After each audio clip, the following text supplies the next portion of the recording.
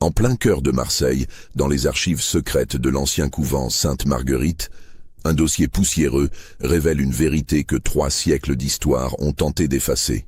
Plus de 300 femmes contraintes au mariage par chantage, menaces et manipulation religieuse. Leur bourreau? Une famille respectée, les Davroux, qui transformèrent le sacrement du mariage en instrument de terreur et de profit. Si cette révélation vous glace déjà le sang, n'hésitez pas à vous abonner à cette chaîne. Et dites-moi en commentaire de quelle ville vous nous écoutez. Ces histoires oubliées de notre France obscure méritent d'être entendues par tous. L'année 1743 marque une période charnière du règne de Louis XV, une époque où la France vit sous l'emprise d'une morale religieuse inflexible, mais où commence à sourdre l'esprit critique des Lumières. Marseille, ce grand port cosmopolite et turbulent du Midi, abrite une société profondément divisée entre un négoce florissant qui s'enrichit du commerce méditerranéen et une piété rigoureuse qui contrôle encore chaque aspect de la vie sociale. La cité phocéenne, avec ses ruelles étroites qui serpentent entre les collines calcaires et la mer étincelante, résonne du fracas des charrettes chargées d'épices orientales, du cri des marchands ambulants et des cloches innombrables qui rythment la vie quotidienne. L'odeur de la saumure se mêle à celle de l'encens qui s'échappe des églises, créant cette atmosphère unique où se côtoient marchands levantins, marins basanés et dévotes encapuchonnés. Dans ce contexte social complexe, où l'argent du négoce rivalise avec l'autorité séculaire de l'Église, la famille Davroux occupe une position aussi particulière qu'enviable. Enrichie par 3 générations de commerce maritime prospère, elle a su, avec une habileté consommée, tisser des liens étroits et durables avec toutes les autorités ecclésiastiques de la région provençale. Pierre-Antoine Davroux, le patriarche âgé de 64 ans, homme au visage austère marqué par les vents marins de sa jeunesse, siège avec une autorité incontestée au conseil paroissial de Saint-Laurent, la plus influente des paroisses marseillaises. Sa stature imposante, ses cheveux blancs soigneusement poudrés et son regard perçant d'un bleu délavé lui confèrent une prestance naturelle qui impressionne autant qu'elle inquiète. Ses mains, autrefois calleuses du travail maritime, se sont affinées au contact des parchemins et des registres, mais conservent cette force qui sait se faire respecter. Sa femme, Marguerite Élise, née Montclair, issue d'une famille de la petite noblesse provençale ruinée par les guerres, compense l'humiliation sociale de sa jeunesse par un zèle religieux ostentatoire. À 58 ans, cette femme au port altier et au sourire contraint préside avec une autorité de fer l'œuvre charitable des Dames de la Miséricorde. Institution respectable qui cache, sous ses dehors charitables, des activités bien moins avouables. Son visage, jadis d'une beauté froide, s'est durci au fil des années, creusé par une amertume profonde que dissimule mal sa dévotion affichée. Leurs 2 fils incarnent parfaitement la stratégie familiale d'infiltration des institutions. Jean-Baptiste, l'aîné, âgé de 36 ans, a hérité de la carrure et du regard pénétrant de son père. Notaire royal depuis 15 ans, il manie la plume avec la même dextérité que son père maniait autrefois les cordages. Sa maîtrise du droit canon et civil fait de lui un redoutable manipulateur des textes légaux, capable de transformer n'importe quelle situation en avantage juridique pour sa famille. Henri-Louis, le cadet de 32 ans, a choisi une voie différente mais complémentaire. Secrétaire de l'évêché depuis 8 ans, il possède cette élégance naturelle et cette faconde qui ouvre toutes les portes. Plus fin que son frère, plus retors aussi, il excelle dans l'art de la persuasion et de la manipulation psychologique. Son visage avenant, ses manières raffinées et sa culture théologique impressionnent autant les simples fidèles que les hauts dignitaires ecclésiastiques. En apparence, les Davroux incarnent donc la respectabilité bourgeoise dans ce qu'elle a de plus irréprochable. Leur hôtel particulier, magnifique demeure de 3 étages, située rue de la République, dans le quartier le plus élégant de Marseille, accueille régulièrement dans ses salons lambrissés prêtres influents, magistrats respectés et négociants prospères. Les conversations qui s'y déroulent résonnent apparemment de discussions pieuses, de projets caritatifs et de méditations sur la grandeur divine. Les appartements, meublés avec un goût exquis, témoignent de la richesse familiale. Tapisseries flamandes aux murs, bibliothèque remplie d'ouvrages de théologie et de droit, services de porcelaine de Sèvres pour les réceptions, argenterie ciselée, héritée des générations précédentes. Chaque détail respire l'opulence discrète et la piété sincère, créant cette atmosphère feutrée où se nouent les alliances et se concluent les affaires les plus délicates. Pourtant, derrière cette façade soigneusement construite et minutieusement entretenue, se cache un commerce infiniment plus sombre, plus cruel et plus profitable que tous les négoces maritimes réunis.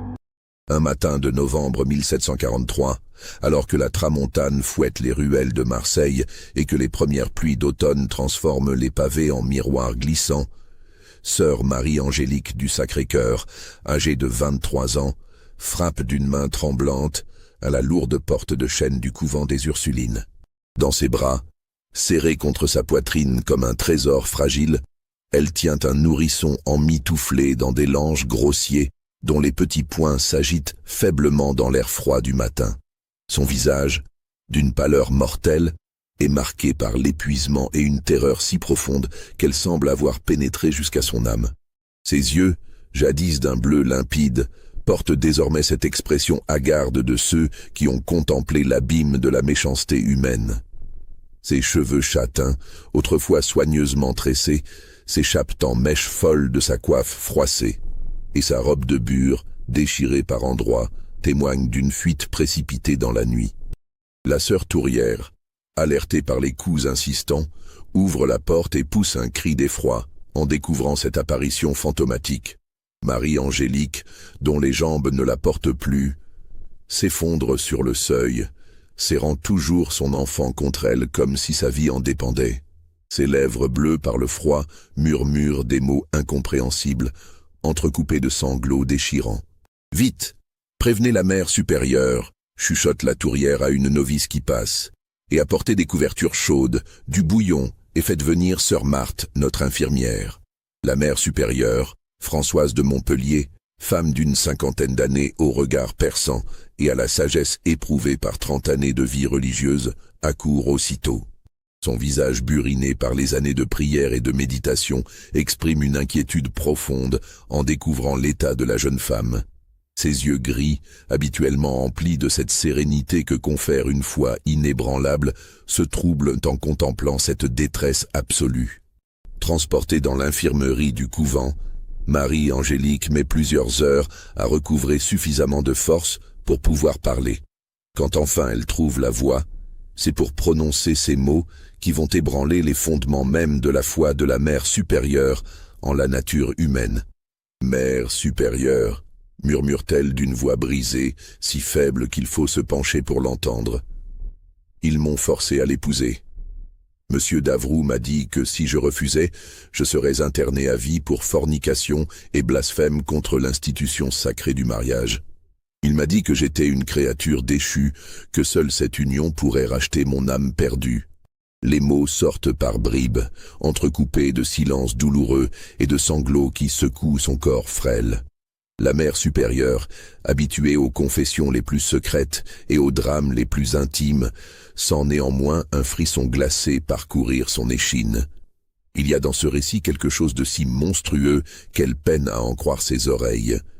Marie-Angélique, fille d'un modeste artisan cordonnier du quartier des Accoules, était entrée au service des Davroux comme gouvernante 2 ans plus tôt. Orpheline de mère depuis l'âge de 15 ans, elle avait dû quitter l'école paroissiale pour subvenir aux besoins de sa famille. Travailleuse infatigable et pieuse jusqu'à la dévotion, elle avait rapidement su gagner la confiance de ses maîtres par son sérieux et sa discrétion. « J'étais heureuse de servir cette famille si respectable », continue-t-elle, ses doigts noueux serrant convulsivement les draps de l'infirmerie. Madame Davroux me traitait avec bienveillance, m'offrait même parfois ses robes usagées. Monsieur Henri-Louis était toujours courtois, me parlait avec respect, s'intéressait à mes lectures pieuses. Mais sa beauté discrète et naturelle, cette grâce innocente qui transparaissait malgré ses vêtements modestes, ainsi que sa vulnérabilité sociale évidente, avait rapidement attiré l'attention perverse d'Henri Louis, le fils cadet. Homme cultivé et manipulateur, il avait su jouer sur la reconnaissance et l'admiration que lui portait la jeune servante. Il me disait que j'étais différente des autres domestiques, poursuit Marie-Angélique, une amertume infinie dans la voix, qu'il voyait en moi une âme noble, une intelligence rare. Il m'apportait des livres, me parlait de poésie, me faisait des compliments sur ma piété. Peu à peu, j'ai commencé à éprouver pour lui des sentiments que je n'aurais jamais dû ressentir. Henri Louis avait mené sa séduction avec la patience d'un prédateur expérimenté. Promesses de mariage murmurées dans l'ombre des couloirs, serments d'amour éternel échangés dans la bibliothèque familiale, baisers volés lors des absences de ses parents. Il avait su créer cette bulle d'intimité coupable où la jeune fille, éblouie par l'attention de son maître, avait peu à peu abandonné ses défenses. Je croyais qu'il m'aimait vraiment, sanglote-t-elle. Je croyais que Dieu avait mis cet amour sur notre chemin. Quand j'ai découvert que j'attendais un enfant, j'étais certes terrifiée, mais aussi secrètement heureuse. Je pensais que nous allions pouvoir nous marier, que notre union serait bénie par l'Église. Mais la réalité s'était révélée bien plus cruelle. À l'annonce de la grossesse, Henri Louis avait soudain changé de visage. L'amoureux tendre s'était transformé en bourgeois soucieux de sa réputation. Fini les promesses, fini les serments. Il fallait maintenant gérer discrètement ce problème embarrassant. Il m'a dit que tout était ma faute, continue Marie-Angélique, ses yeux fixant un point invisible au plafond, que j'avais séduit un homme de bien, que j'étais une créature du diable déguisée en servante pieuse. Il m'a menacé de me faire enfermer si je révélais notre liaison. Puis il a disparu, parti soi-disant pour des affaires urgentes à Paris. La jeune femme décrit alors la convocation qui avait scellé son destin. Madame Davroux, informée de la situation par son fils, avait fait appeler Marie-Angélique dans son bureau privé, cette pièce austère, aux murs tapissés de portraits de famille et de crucifix dorés, où se prenaient toutes les décisions importantes de la maisonnée. Elle était assise derrière son secrétaire d'ébène, raconte Marie-Angélique, sa voix prenant une inflexion presque mécanique, comme si elle récitait une leçon apprise par cœur.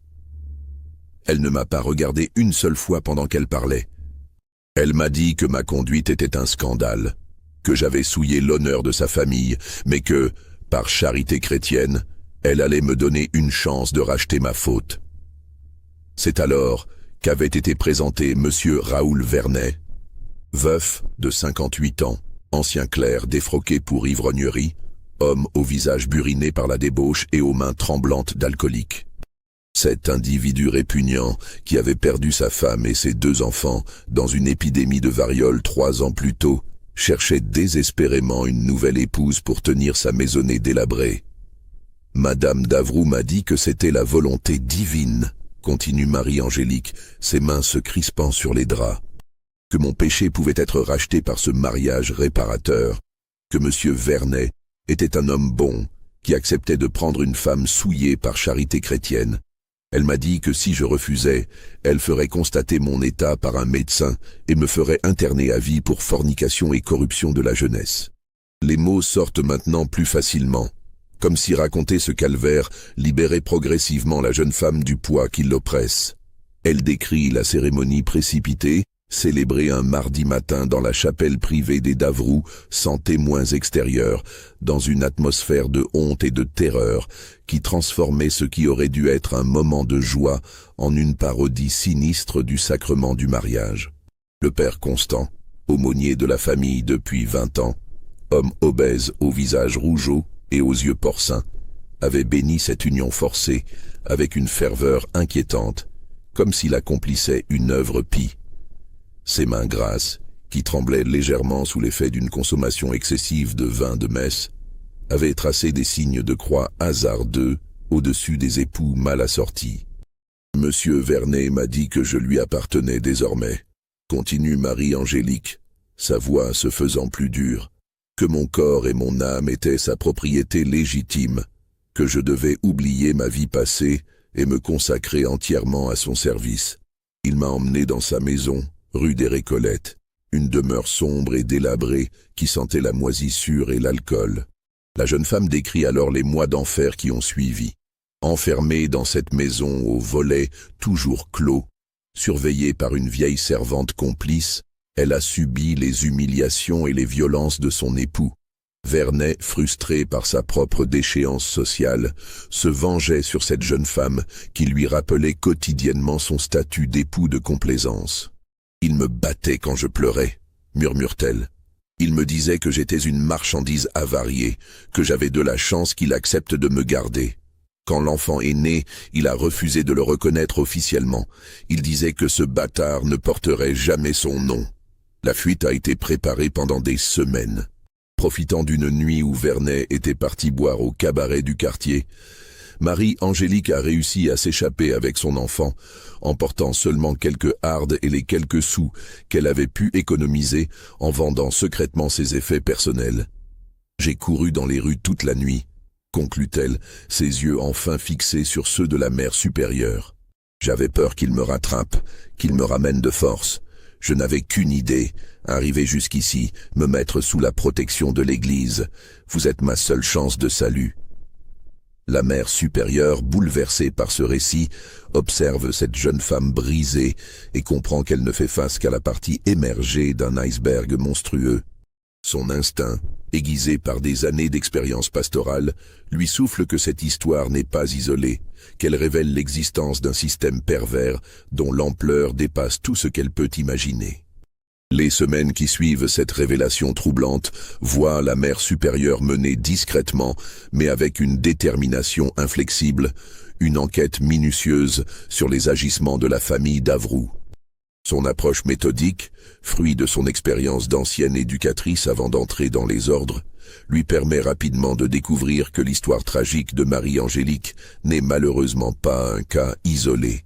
Utilisant le réseau complexe de relations qui unit les différentes congrégations religieuses de la région, elle commence à recueillir des témoignages troublants auprès de ses consoeurs.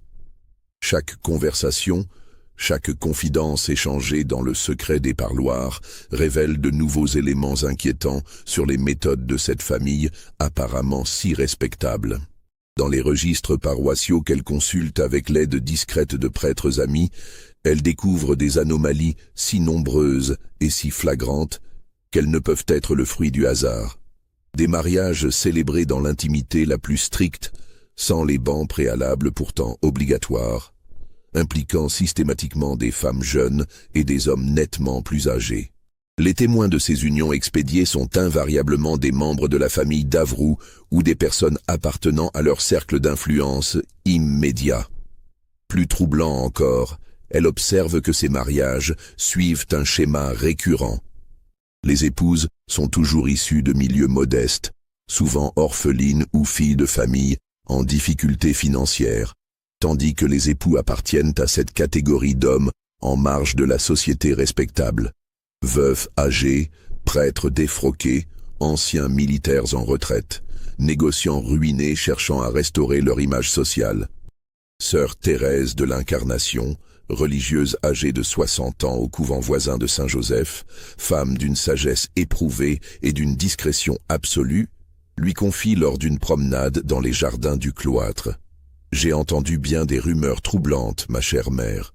Des jeunes filles qui disparaissent soudainement de leur foyer, puis réapparaissent quelques semaines plus tard, mariées à des hommes qu'elles n'ont jamais rencontrés auparavant. On dit dans les quartiers populaires que les Davroux reçoivent des sommes considérables pour ces arrangements particuliers. Cette révélation incite la mère supérieure à approfondir son investigation. Elle découvre bientôt que le réseau d'influence des Davroux s'étend bien au-delà des simples cercles bourgeois marseillais. Leur fortune, bâtie sur 3 générations de commerce maritime, leur permet de corrompre ou d'influencer un nombre impressionnant de personnes occupant des positions clés dans la société provençale. Les pièces du puzzle se mettent lentement mais sûrement en place. Les Davrous ont créé un système d'une sophistication diabolique, exploitant avec un cynisme absolu la honte sociale et la terreur religieuse pour transformer la détresse humaine en source de profit considérable. Leur méthode révèle une connaissance approfondie des failles de leur société. Identifier les femmes en situation compromettante, les menacer d'internement en maison de correction ou d'enfermement dans des asiles religieux, puis leur proposer le salut par un mariage arrangé présenté comme une œuvre charitable. Mère Marie-Louise de l'Assomption, supérieure du couvent de la Visitation, femme d'une quarantaine d'années au visage austère mais aux yeux bienveillants, confirme ses soupçons lors d'une conversation secrète dans la sacristie de sa chapelle. Nous avons reçu plusieurs fois la visite de Madame Davrou, accompagnée de son fils Henri-Louis. Il venait nous demander de surveiller certaines de nos pensionnaires, prétextant des inquiétudes sur leur conduite morale. Nous avons toujours refusé, mais d'autres établissements ont sans doute été moins scrupuleux. Cette révélation éclaire d'un jour nouveau la stratégie des Davrous. Ils ne se contentent pas d'exploiter les situations compromettantes existantes. Ils créent un réseau de surveillance et d'espionnage qui leur permet d'identifier précocement les victimes potentielles et de les prendre dans leur filet avant qu'elles puissent chercher d'autres solutions à leurs problèmes. L'enquête révèle également l'existence d'un système de chantage particulièrement pervers. Les Davrous accumulent systématiquement des informations compromettantes sur les familles influentes de la région, créant ainsi un climat de terreur silencieuse qui dissuade toute dénonciation de leurs activités. Prêtres surpris en situation équivoque, négociants aux pratiques commerciales douteuses, magistrats corrompus, tous deviennent des complices forcés ou des témoins réduits au silence. Sœur Marthe de la Compassion, ancienne infirmière devenue religieuse après avoir perdu son mari dans un accident de navigation, apporte un témoignage particulièrement éclairant. J'ai soigné plusieurs jeunes femmes qui portaient des marques de violence. Elles refusaient de parler, terrifiées à l'idée de révéler l'identité de leur bourreau. Mais j'ai fini par comprendre qu'elles avaient toutes été mariées de force par l'intermédiaire des Davrous. Leurs époux les battaient régulièrement, prétendant qu'elles étaient des marchandises défaillantes qui méritaient d'être corrigées. Ces témoignages convergent, révèlent l'ampleur du désastre humain causé par les agissements de cette famille.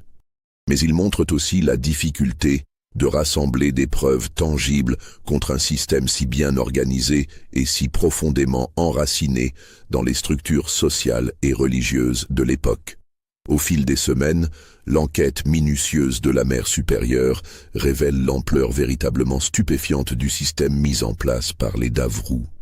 Loin d'être une simple affaire de mariages arrangés, elle découvre l'existence d'un réseau criminel d'une sophistication remarquable, impliquant de nombreuses institutions religieuses de la région et s'étendant bien au-delà des frontières de la Provence.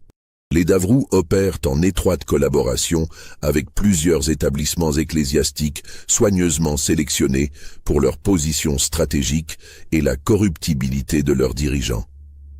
L'Hospice Sainte-Marthe, dirigé par le père Augustin Moreau, un homme de 65 ans au passé trouble, sert de lieu de détention temporaire pour les femmes récalcitrantes. Cet établissement, officiellement destiné à accueillir les indigents et les malades mentaux, dissimule en réalité des cellules d'isolement où les victimes sont persuadées d'accepter les propositions matrimoniales. Le père Moreau, ancien aumônier militaire révoqué pour ivrognerie et détournement de fonds, a trouvé dans cette collaboration avec les Davrous un moyen de restaurer sa situation financière. Cet homme corpulent au visage rougeau, aux mains toujours tremblantes et au regard fuyant, dirige son établissement avec une cruauté particulière envers les femmes qui lui sont confiées. Il n'hésite pas à utiliser des méthodes d'intimidation physique et psychologique pour briser la résistance de ses pensionnaires. Le couvent de la Visitation, malgré les réticences initiales de sa supérieure, participe également au système par l'intermédiaire de sœur Agnès du Saint-Sacrement, économe de l'établissement. Cette femme de 45 ans, aigrie par des années de frustration et de petitesse, a développé une véritable haine envers ses consoeurs plus jeunes et plus attractives. Elle se charge d'identifier parmi les novices et les pensionnaires celles qui pourraient présenter des problèmes moraux et transmet discrètement ces informations aux Davrous. L'investigation révèle également l'existence d'un troisième complice institutionnel particulièrement important, le séminaire Saint-Charles, dirigé par Monseigneur Étienne de Fleurieux, homme de 70 ans officiellement respecté, mais secrètement corrompu. Ce prélat, issu d'une famille noble désargentée, utilise sa position pour fournir aux Davrous des informations sur les familles en difficulté financière et les scandales étouffés de la haute société provençale. Les hommes qui acceptent de participer à ces mariages arrangés forment un groupe hétéroclite mais uni par des intérêts communs et des faiblesses personnelles que les Davrous exploitent avec un cynisme consommé. Veuves âgées cherchant une nouvelle épouse pour un coût minimal, prêtres défroqués en quête de respectabilité sociale, négociants ruinés désireux d'acquérir une façade morale, anciens militaires en retraite ayant besoin d'une domestique gratuite. Tous payent grassement les Davrous pour leurs services, tout en fournissant une façade de légitimité à leurs activités criminelles. Parmi ces complices, certains noms reviennent régulièrement dans les témoignages recueillis. Maître Antoine Girard, ancien procureur révoqué pour prévarication, âgé de 55 ans, a épousé 4 femmes différentes en 6 ans, chacune d'elles ayant mystérieusement disparu après quelques mois de mariage. Capitaine Honoré Brun, ancien officier de dragon démis de ses fonctions pour brutalité, entretient une véritable collection d'épouses successives dans différentes propriétés rurales de la région. Jean-Baptiste Davrou, en tant que notaire royal, joue un rôle central dans cette organisation criminelle. Sa maîtrise du droit civil et canon lui permet de rédiger des contrats de mariage d'une précision juridique redoutable, transformant chaque union en piège légal inextricable. Ces documents, rédigés dans un jargon incompréhensible pour les victimes, stipulent que l'épouse renonce à tous ses droits patrimoniaux, y compris sur ses biens propres et sa descendance future. Plus pervers encore, ces contrats contiennent des clauses secrètes qui permettent aux époux de revendre leur femme à d'autres hommes en cas de défaillance conjugale ou de manquement au devoir d'épouse. Cette pratique, parfaitement illégale mais habilement dissimulée dans les méandres du droit, transforme littéralement ces femmes en esclaves sexuels et domestiques vendus aux plus offrants.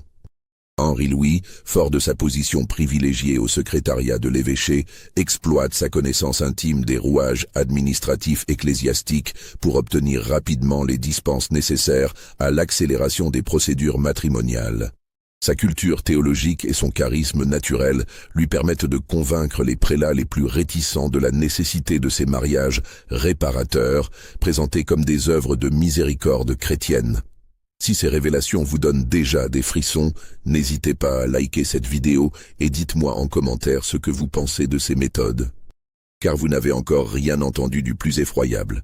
Un registre secret, découvert par hasard dans les papiers personnels de Pierre-Antoine Davrou lors d'une perquisition discrète organisée par un clerc de confiance de la mère supérieure, révèle l'aspect le plus sordide et le plus terrifiant de leur commerce. Ce document, rédigé de la main même du patriarche dans une écriture serrée et méthodique, répertorie chaque femme avec une précision comptable qui glace le sang. Chaque victime y est cataloguée selon ses qualités marchandes et ses défauts commerciaux. Âge, degré de beauté évalué sur une échelle de 1 à 10, fortune familiale estimée, nature précise du scandale qui l'a compromise, résistance psychologique présumée et surtout, prix de vente potentiel. Les annotations marginales, griffonnées d'une écriture plus hâtive, révèlent un cynisme absolu. Celle-ci pleure trop. Réduire le prix. Excellente reproductrice, majorée de 50 livres. Famille influente, négociée discrètement. Les prix pratiqués par les Davrous varient selon des critères d'une précision marchande révoltante, allant de 50 livres pour les cas difficiles. Femmes vieillissantes ou au passé particulièrement compromettant, jusqu'à 300 livres pour les pièces de choix. Jeune fille de bonne famille, momentanément fragilisée par des circonstances malheureuses. Plus troublante encore, le registre mentionne une catégorie particulière de cas spéciaux qui révèle l'extension progressive des activités criminelles de la famille. On y trouve des femmes de la petite noblesse déchue, contraintes au mariage pour éviter l'opprobre social, des épouses d'hommes partis en guerre ou en voyage commercial, devenues vulnérables pendant l'absence prolongée de leur mari, des filles de familles rivales des Davrous, éliminées de la concurrence commerciale par le chantage et la contrainte matrimoniale. Cette dernière catégorie révèle que les Davrous ne se contentent pas de profiter passivement de la détresse existante. Ils la créent activement, orchestrant avec une habileté diabolique des situations compromettantes pour forcer leurs victimes dans leur filet. Scandales montés de toutes pièces, témoignages fabriqués, preuves falsifiées, tous les moyens sont bons pour alimenter leur commerce ignoble. Le document contient également des listes détaillées de clients réguliers et de fournisseurs de marchandises. Parmi ces derniers figurent des noms qui font frémir: prêtres chargés de recueillir les confessions compromettantes, domestiques corrompus espionnant leurs maîtres, marchands créant artificiellement des dettes pour fragiliser leurs débiteurs, et même certains médecins établissant de faux certificats de grossesse ou de maladie mentale. La sophistication du système révélé par ce registre dépasse tout ce que la mère supérieure avait pu imaginer. Les Davrous ont créé une véritable industrie du malheur, avec ses fournisseurs, ses clients, ses circuits de distribution et ses méthodes de contrôle qualité. Chaque aspect de leur commerce est pensé, organisé, optimisé pour maximiser les profits, tout en minimisant les risques de découverte. Les annotations les plus récentes du registre révèlent une expansion inquiétante des activités. De nouvelles catégories apparaissent. Veuves exploitables, femmes ayant perdu leur mari et susceptibles d'être facilement manipulées, héritières isolées, jeunes femmes dont l'entourage familial pourrait être éliminé ou corrompu, filles de familles endettées, victimes potentielles dont les parents accepteraient n'importe quel arrangement pour éponger leurs dettes. Cette diversification révèle l'ambition croissante des Davrous. Ils ne se contentent plus d'exploiter les situations compromettantes existantes. Ils développent de nouvelles méthodes pour créer artificiellement de la vulnérabilité sociale et psychologique. Leur réseau s'étend, leurs méthodes se raffinent, leur cruauté s'approfondit. Le registre mentionne également des projets d'expansion géographique. Des contacts ont été établis avec des familles complices à Lyon, Toulon, Nice et même Gênes. L'objectif avoué est de créer un réseau international de traite matrimoniale, utilisant les circuits commerciaux méditerranéens pour déplacer les victimes loin de leur famille et de leurs repères sociaux. L'automne 1743 apporte une série de développements inquiétants qui transforment progressivement l'enquête discrète de la mère supérieure en une course contre la montre. Marie-Angélique, toujours réfugiée dans la sécurité relative du couvent des Ursulines, commence à recevoir des menaces de plus en plus explicites et terrifiantes. Les premières manifestations de cette campagne d'intimidation sont subtiles mais efficaces. Des lettres anonymes, rédigées dans une écriture déguisée, sont glissées sous la porte de sa cellule au petit matin. Ces messages, d'une brutalité psychologique remarquable, alternent promesses de pardon et menaces de mort. Retourne chez ton époux légitime ou subis les conséquences de ta désobéissance. Dieu punit les épouses rebelles par des châtiments éternels. Ton enfant bâtard paiera pour tes péchés si tu ne rentres pas dans le droit chemin. Ces lettres, analysées minutieusement par la mère supérieure, révèlent une connaissance intime de la personnalité de Marie-Angélique et de ses faiblesses psychologiques. Leurs auteurs savent exactement quels arguments utiliser pour ébranler sa résistance. Culpabilité religieuse, inquiétude maternelle, peur de l'isolement social. Cette précision dans la manipulation suggère l'intervention de personnes ayant une formation théologique approfondie et une expérience considérable dans la direction de conscience. Parallèlement à ces menaces épistolaires, d'autres formes d'intimidation se développent. Des silhouettes menaçantes sont aperçues dans les rues avoisinant le couvent, toujours présentes mais jamais directement agressives. Ces individus, décrits par les témoins comme des hommes d'âge mûr au visage dur et aux vêtements sombres, semblent surveiller tous les mouvements de la communauté religieuse. Plus insidieux encore, Des rumeurs malveillantes commencent à circuler dans les quartiers populaires de Marseille. Marie-Angélique est présentée comme une femme de mœurs dissolues qui aurait séduit puis abandonné un homme respectable, une mère indigne qui négligerait son enfant pour se réfugier dans la facilité de la vie conventuelle. Ces calomnies, répandues avec une efficacité redoutable, isolent progressivement la jeune femme de tous les soutiens potentiels qu'elle pourrait trouver dans la société civile. La mère supérieure, observant cette escalade avec une inquiétude croissante, comprend rapidement que la situation devient dangereuse non seulement pour Marie-Angélique, mais pour toute sa communauté. Les Davroux, conscients que leur système est menacé par cette dénonciation, ne reculent devant aucun moyen pour faire rentrer leurs victimes dans le silence. Face à cette menace grandissante, elle prend la décision courageuse de contacter discrètement Monseigneur Henri-François-Xavier de Belsunce-Castelmoron, évêque de Marseille depuis 1709. Ce prélat, âgé de 75 ans, jouit d'une réputation d'intégrité morale et de fermeté face à la corruption qui en fait l'interlocuteur idéal pour dénoncer les agissements des Davroux. Monseigneur de Belsunce, homme d'une culture immense et d'une piété sincère, s'est illustré pendant la Grande Peste de 1720 par son courage et son dévouement aux malades. Sa légitimité morale, reconnue par tous les fidèles de son diocèse, pourrait constituer la protection nécessaire pour mettre fin aux activités criminelles de cette famille. Cependant, les tentatives de communication de la mère supérieure se heurtent à un mur de silence particulièrement frustrant. Les secrétaires de l'évêché, influencés et peut-être corrompus par Henri-Louis Davroux, interceptent systématiquement ces messages. Les lettres envoyées n'arrivent jamais à destination, les demandes d'audience sont reportées indéfiniment, les intermédiaires habituels se montrent soudainement inaccessibles. Cette obstruction administrative révèle l'ampleur de l'infiltration des Davroux dans les structures ecclésiastiques locales. Leur influence s'étend bien au-delà des simples relations mondaines. Elle pénètre les rouages administratifs les plus intimes du pouvoir religieux, créant une véritable omerta qui protège leurs activités criminelles. Simultanément, d'autres femmes victimes du système Davroux commencent à briser leur silence, encouragées par l'exemple de Marie-Angélique et par la protection relative qu'offre le couvent des Ursulines. Leur témoignage, d'une convergence troublante, révèle l'ampleur et la sophistication du réseau criminel. Françoise Durand, femme de 32 ans aux traits prématurément vieillis par la souffrance, raconte son mariage forcé avec Guillaume Teston, ancien moine bénédictin défroqué pour violence. Cette union, imposée après qu'elle eût été surprise dans une situation compromettante avec un marchand ambulant, s'est transformée en un calvaire de 7 années.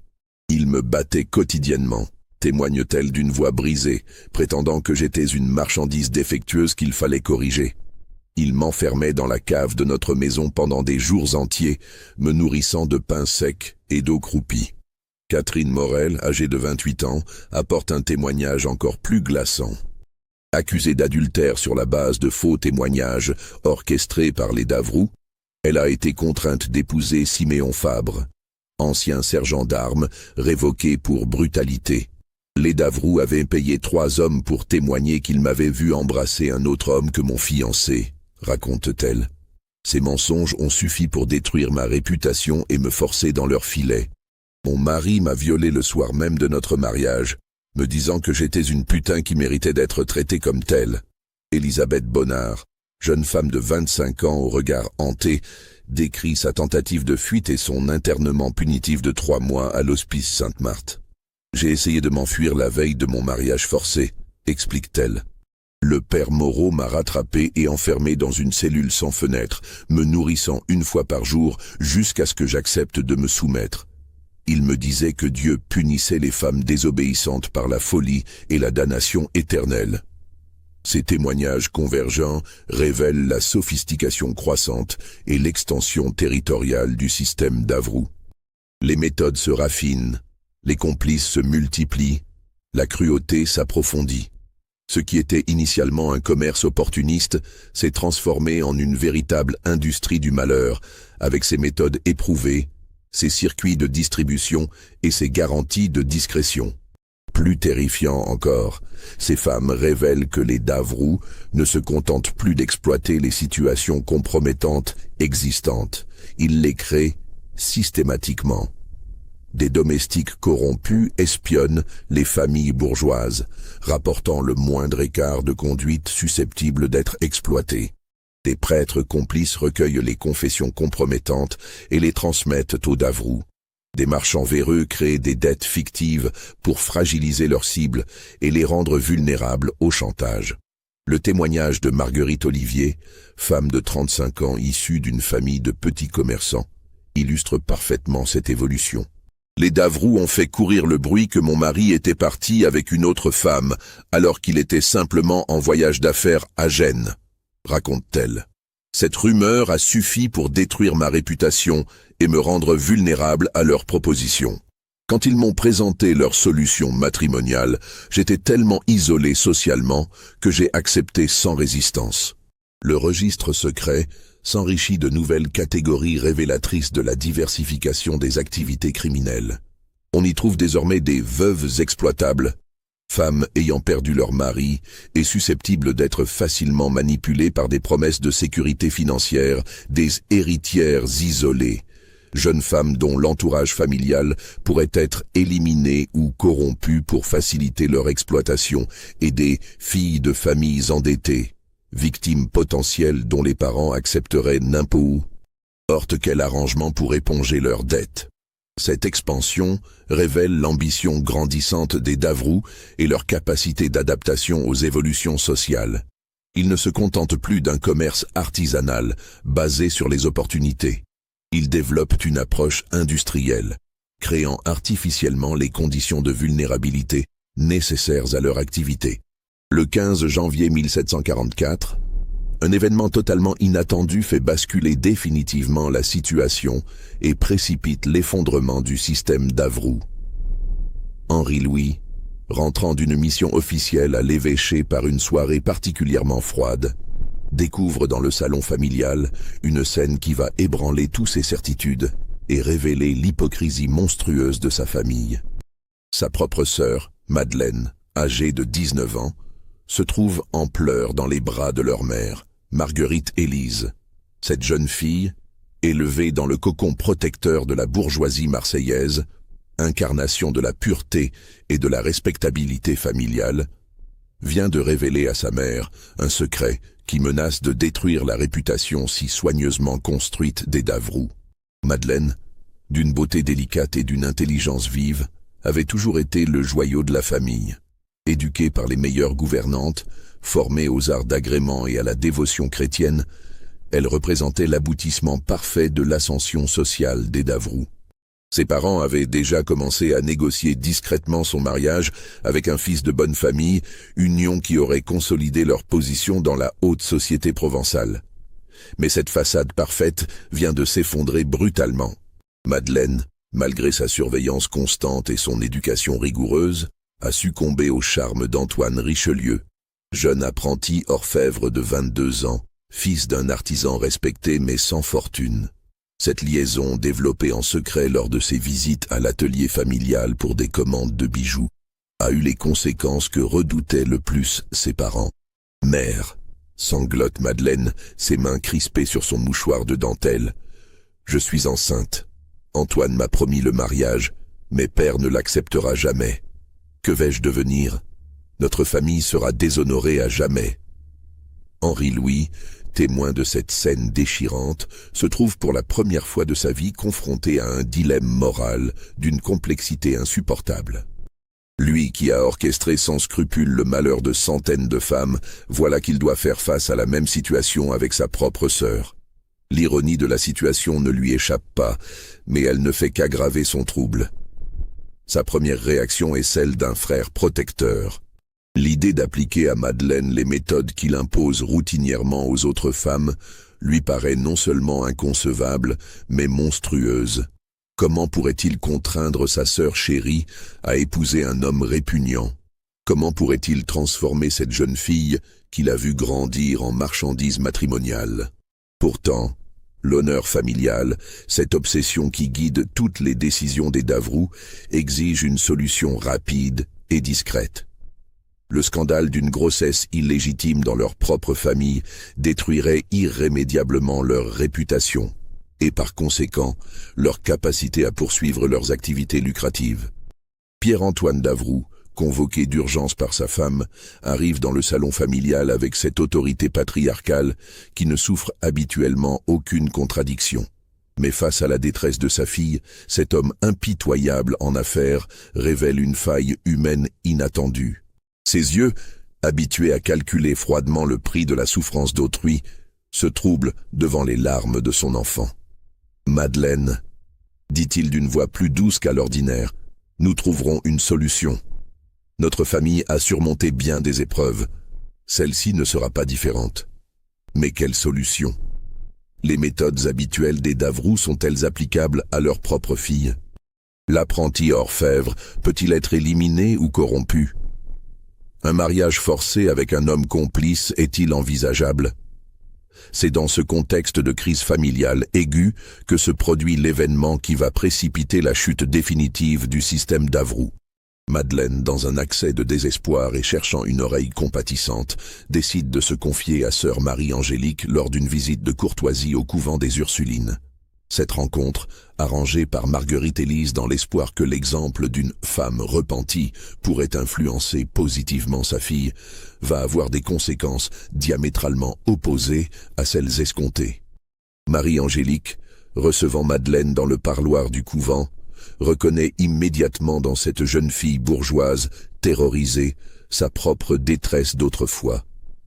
Mais au lieu de la compassion attendue, elle éprouve une colère froide, en réalisant que la sœur de ses bourreaux va subir le même sort que toutes les autres victimes de cette famille. « Mademoiselle, lui dit-elle avec une détermination glacée, vous allez enfin comprendre ce que votre famille fait subir aux innocentes depuis des années.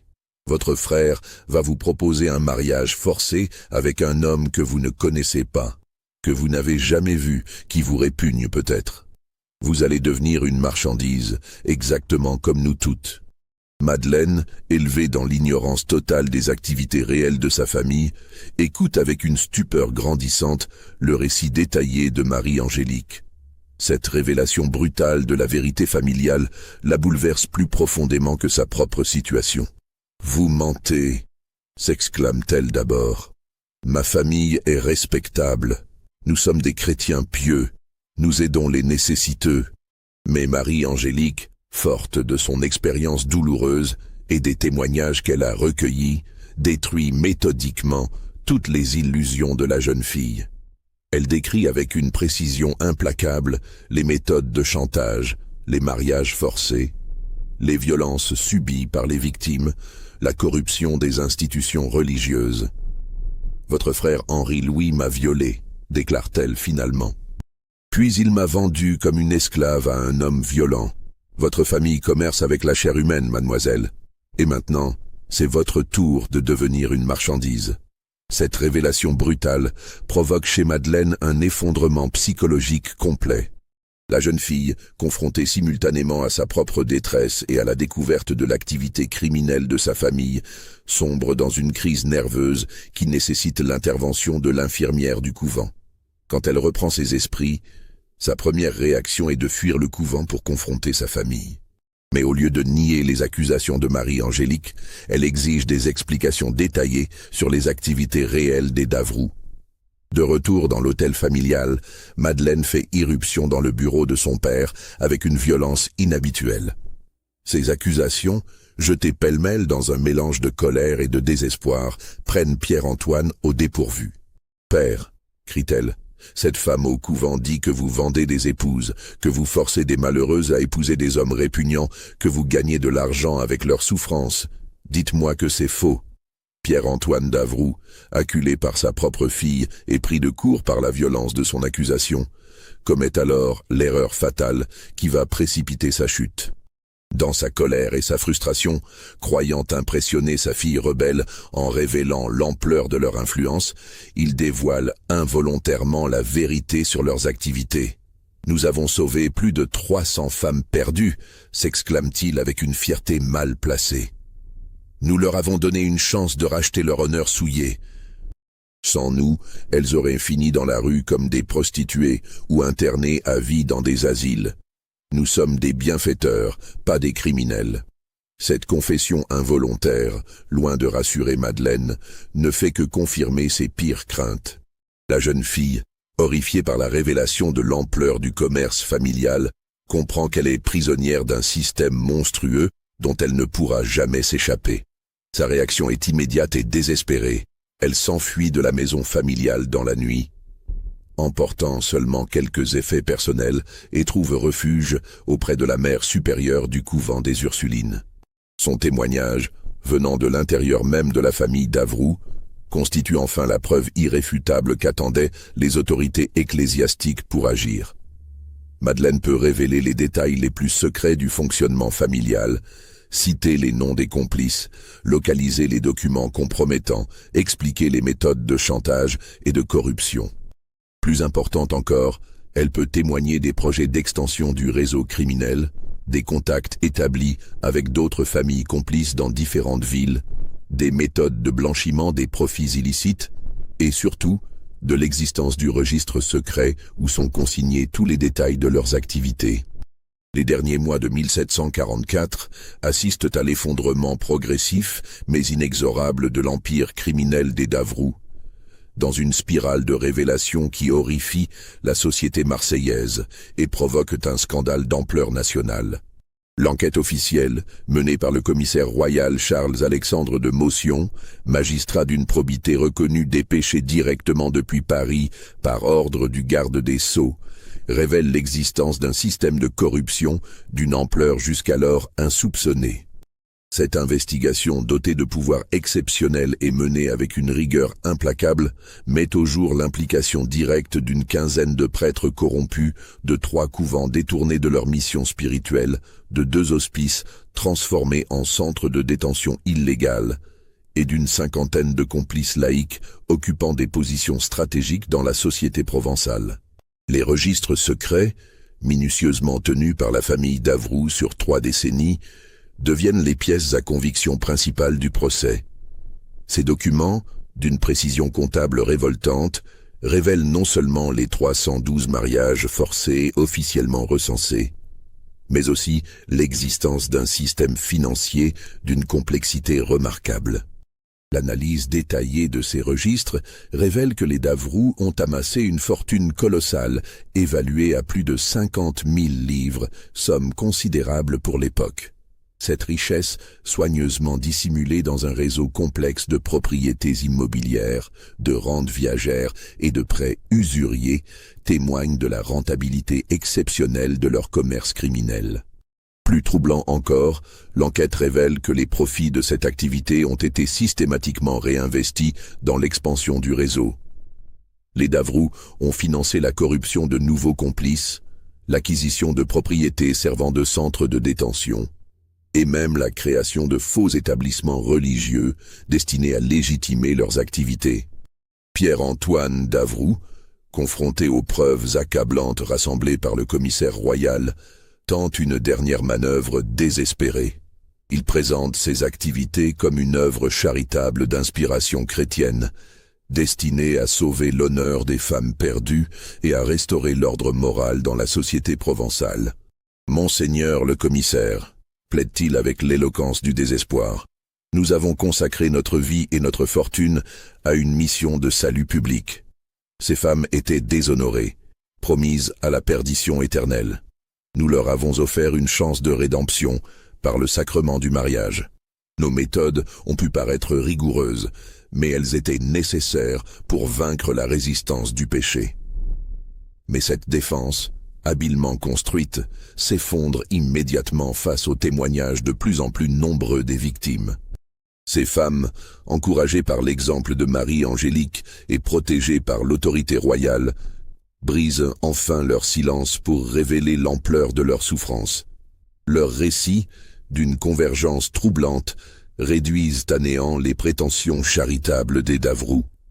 Violence conjugale systématique, séquestration, viol, chantage, corruption. Chaque témoignage ajoute une nouvelle dimension à l'horreur de ce système. Le procès, qui s'ouvre solennellement en mars 1745 dans la grande salle du palais de justice de Marseille, fait scandale dans toute la Provence et attire l'attention de la cour de Versailles. Les révélations quotidiennes, rapportées par les gazettes et colportées par les voyageurs, horrifient l'opinion publique et suscitent un mouvement de solidarité sans précédent envers les victimes. Les audiences révèlent progressivement des détails encore plus sordides. On découvre que certaines femmes ont été mariées de force, à plusieurs reprises, leurs époux précédents étant morts dans des circonstances suspectes qui suggèrent la possibilité d'empoisonnement ou d'accidents arrangés. D'autres ont été séquestrées pendant des années dans des propriétés rurales isolées, contraintes à des travaux forcés sous prétexte de correction morale. Jean-Baptiste Davroux, le notaire, révèle sous la question, pratique encore légale à l'époque, l'existence d'un réseau similaire opérant dans les principales villes du royaume. Les familles complices, identifiées grâce à sa correspondance secrète, sont rapidement arrêtées à Lyon, Toulon, Avignon et même Paris. Ces arrestations révèlent l'ampleur nationale du phénomène. Les Davroux n'étaient pas des criminels isolés, mais les dirigeants d'un véritable réseau criminel organisé, avec ses ramifications, ses méthodes standardisées et ses circuits financiers sophistiqués. Henri-Louis, le fils cadet, tente de fuir vers les États pontificaux en espérant trouver refuge auprès de complices ecclésiastiques. Mais il est arrêté à la frontière par les autorités savoyardes, alertées par les services du commissaire royal. Ses papiers personnels, saisis lors de son arrestation, révèlent des correspondances compromettantes avec des prêtres corrompus de Rome, suggérant une extension internationale du trafic. Ces documents révèlent notamment l'existence d'un projet d'exportation de marchandises matrimoniales vers les colonies américaines, où la pénurie de femmes rendrait cette activité particulièrement lucrative. Les Davroux avaient établi des contacts avec des planteurs de Saint-Domingue et de la Martinique, prêts à payer des sommes considérables pour obtenir des épouses européennes. Le verdict, rendu en septembre 1745 après 6 mois de procès, frappe l'opinion par sa sévérité. Pierre-Antoine Davroux, reconnu coupable de trafic d'êtres humains, de corruption, de chantage et de complicité de violence, est condamné aux galères à perpétuité. Cette sentence, particulièrement lourde pour un homme de son âge et de sa condition sociale, témoigne de la gravité exceptionnelle de ses crimes. Ses fils reçoivent des peines de 20 années de bagne, peine qui équivaut dans les faits à une condamnation à mort différée, tant les conditions de détention dans les galères royales sont réputées pour leur dureté. Marguerite Élise, reconnue coupable de complicité active et d'organisation du réseau de corruption féminine, est condamnée à finir ses jours dans le couvent-prison de Notre-Dame-de-la-Garde, établissement pénitentiaire où les conditions de vie sont volontairement spartiates et humiliantes. La confiscation de tous les biens familiaux représente une somme colossale qui permet d'indemniser partiellement les victimes survivantes. Cette redistribution, organisée sous la supervision du commissaire royal, constitue un précédent juridique important dans la reconnaissance des droits des femmes victimes de violences. Mais cette justice humaine, aussi exemplaire soit-elle, ne peut effacer 3 décennies de souffrances infligées à des centaines de femmes innocentes. L'enquête révèle que beaucoup de victimes, marquées à vie par leur mariage forcé et les violences subies, ne retrouveront jamais un équilibre psychologique normal. Certaines de ces femmes, devenues veuves par la mort naturelle ou suspectes de leurs époux, découvrent avec amertume qu'elles ne peuvent se remarier légalement.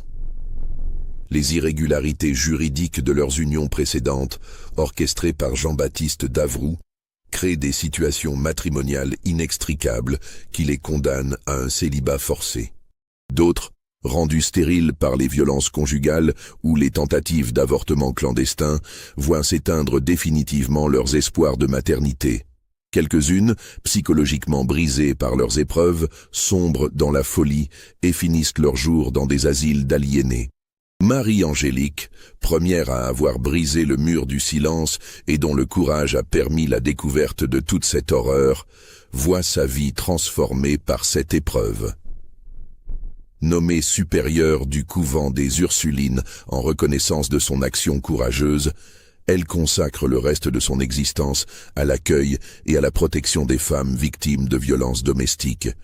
Sous sa direction, le couvent devient un véritable refuge pour les femmes en détresse, première institution de ce type en Provence. Son action pionnière inspire la création d'établissements similaires dans d'autres régions du royaume, jetant les bases d'un mouvement de protection féminine qui anticipera de plusieurs décennies les évolutions sociales de la fin du siècle. Madeleine Davroux, rongée par la culpabilité familiale et la honte du nom qu'elle porte, choisit de prendre le voile sous le nom de sœur Marie pénitente. Elle entre dans un ordre contemplatif particulièrement strict, celui des Clarisses, où elle mène une existence d'expiation et de prière destinée à racheter les crimes de sa famille. Son enfant, né quelques mois après le procès, est confié à une famille d'accueil pieuse qui accepte de l'élever dans l'ignorance de ses origines. Cette adoption discrète, organisée par la mère supérieure des Ursulines, permet à l'enfant innocent d'échapper au poids de l'hérédité criminelle. Les révélations du procès provoquent également une onde de choc dans les institutions religieuses de la région. Plusieurs couvents et hospices impliqués dans le réseau sont fermés temporairement pour purification spirituelle et réorganisation administrative.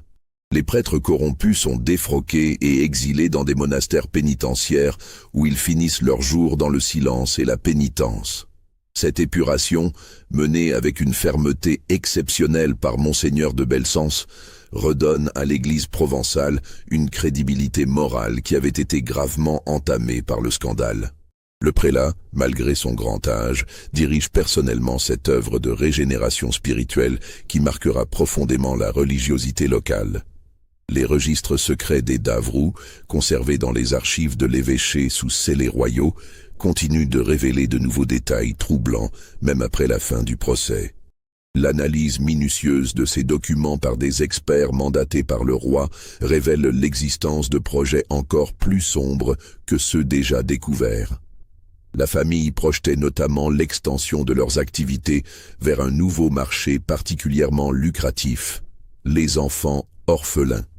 Ces enfants, achetés à des familles indigentes ou récupérés dans des hospices complices, auraient été vendus comme domestiques à vie ou adoptés par des familles stériles, moyennant des sommes considérables.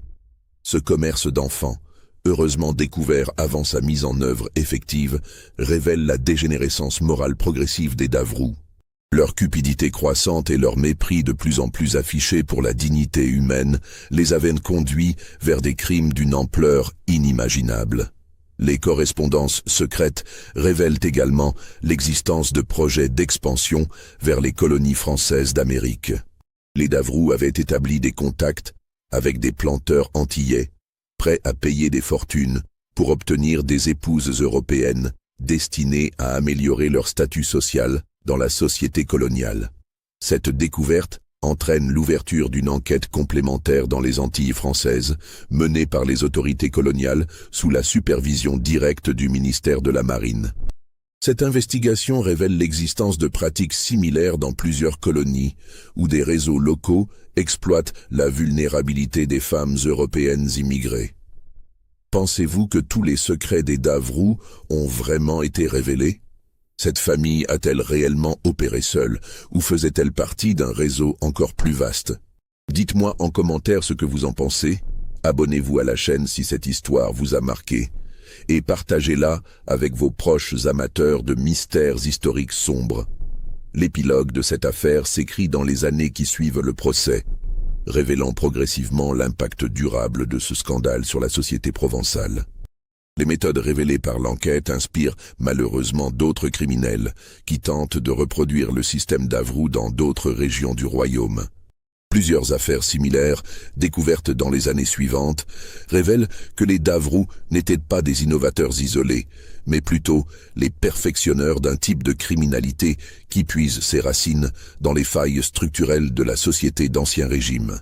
Les archives marseillaises conservent encore aujourd'hui des documents fragmentaires sur cette affaire, classés dans les fonds secrets de l'évêché.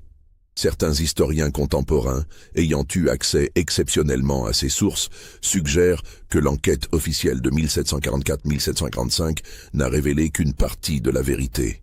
Des correspondances récemment découvertes dans les archives familiales de la noblesse provençale évoquent l'existence d'autres familles impliquées dans des activités similaires, d'autres victimes jamais identifiées officiellement, d'autres complices qui auraient échappé aux poursuites grâce à leur position sociale ou à leur influence politique. Une lettre particulièrement troublante, datée de 1789 et retrouvée dans les papiers confisqués pendant la Révolution française, est adressée anonymement aux autorités révolutionnaires par quelqu'un se présentant comme une ancienne victime des Davroux qui a survécu à l'enfer.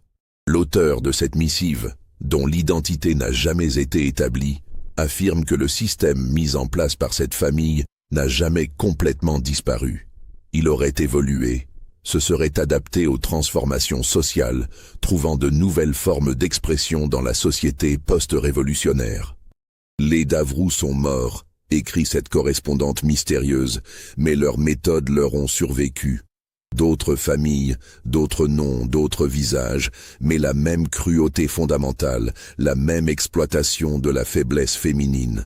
Le mal qu'ils ont semé continue de porter ses fruits empoisonnés. Cette lettre révèle également l'existence présumée de documents secrets jamais retrouvés, cachés par les Davroux avant leur arrestation. Ces papiers contiendraient, selon elle, la liste complète de leurs complices, y compris des personnalités de premier plan qui auraient échappé aux investigations officielles. Méfiez-vous, continue cette correspondante anonyme, de ceux qui prétendent sauver l'honneur des femmes en détresse. Parfois, le salut qu'ils proposent est pire que la damnation qu'ils prétendent éviter. Les prédateurs savent se déguiser en sauveurs. La lettre se termine par une mise en garde prophétique qui résonne encore aujourd'hui. L'humanité n'a pas changé. La cupidité, la cruauté et l'exploitation des faibles trouvent toujours de nouveaux visages pour se perpétuer. L'affaire Davroux n'est pas un accident de l'histoire, c'est la révélation d'une constante humaine. Cette correspondance anonyme, dont l'authenticité ne peut être définitivement établie, soulève des questions troublantes sur la portée réelle de l'enquête officielle. Combien de complices ont-ils échappé aux poursuites ? Combien de victimes n'ont-elles jamais trouvé le courage de témoigner? Combien d'autres familles ont-elles perpétué ces pratiques dans l'ombre? Les historiens modernes qui se penchent sur cette affaire notent que la documentation officielle présente certaines lacunes troublantes. Des témoins mentionnés dans les premières phases de l'enquête disparaissent mystérieusement des procès-verbaux ultérieurs. Des pièces à conviction évoquées dans la correspondance du commissaire royal n'apparaissent jamais dans les dossiers judiciaires. Ces anomalies suggèrent que certains aspects de l'affaire ont pu être volontairement occultés, soit pour protéger des personnalités influentes, soit pour éviter un scandale d'ampleur nationale qui aurait pu déstabiliser les institutions monarchiques. La vérité sur l'affaire Davroux reste donc partiellement ensevelie dans les méandres de l'histoire. 300 femmes officiellement reconnues comme victimes, mais combien d'autres n'ont jamais osé briser leur silence? Un réseau criminel démantelé, mais combien d'autres continuent-ils d'opérer dans l'ombre de la respectabilité sociale? L'histoire de cette famille nous rappelle avec une force particulière que la cruauté humaine peut se cacher derrière les apparences les plus respectables et les façades les plus pieuses. Elle illustre comment la religion, la loi et la morale peuvent être détournées de leur vocation première pour servir les intérêts les plus vils et les plus destructeurs. Plus troublant encore, elle révèle comment le silence des victimes, obtenu par la terreur psychologique, la honte sociale et l'isolement familial, reste souvent la meilleure protection des bourreaux. Cette leçon, malheureusement, conserve toute sa pertinence dans notre époque contemporaine. Dans les rues de Marseille, l'ancien hôtel particulier des Davroux, confisqué après leur condamnation, abrite aujourd'hui un musée consacré à l'histoire des femmes en Provence. Une plaque discrète, apposée en 1989 à l'occasion du bicentenaire de la Révolution française, évoque sobrement la mémoire des victimes anonymes de l'intolérance et de l'exploitation. Mais cette plaque, volontairement elliptique, ne mentionne pas explicitement les noms des bourreaux, comme si 3 siècles d'histoire ne suffisaient pas à lever complètement le voile sur cette page particulièrement sombre de l'histoire provençale. Les guides touristiques qui font visiter ce musée évoquent généralement l'affaire d'Avroux en termes prudents, parlant d'un scandale du XVIIIe siècle sans entrer dans les détails les plus troublants. Cette pudeur historique témoigne de la persistance d'un malaise collectif face à cette révélation de la capacité humaine au mal organisé et systématique. La macabre histoire de la famille d'Avroux nous interroge donc sur les limites de la justice humaine et sur la persistance du mal à travers les transformations historiques. Elle nous rappelle que derrière chaque façade respectable peut se cacher une vérité monstrueuse, et que le prix du silence est parfois infiniment plus lourd que celui de la vérité.